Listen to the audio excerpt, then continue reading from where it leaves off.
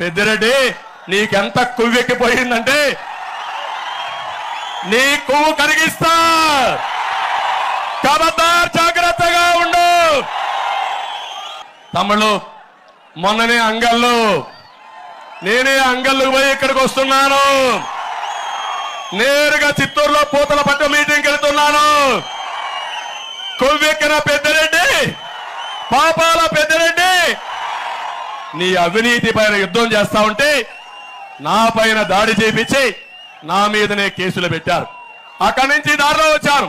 ఏం తమ్ముళ్ళు, మనం ఏమైనా తప్పు చేసామా అని అడుగుతున్నా. 450 మందిని జైల్లో పెట్టారు. 800 పైన కేసులు పెట్టారు.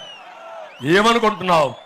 ఖబర్దార్, నా మైండ్ లో ఉంది, నరాల్లో జీర్ణించకపోయింది, గుండె రగిలిపోతా ఉంది.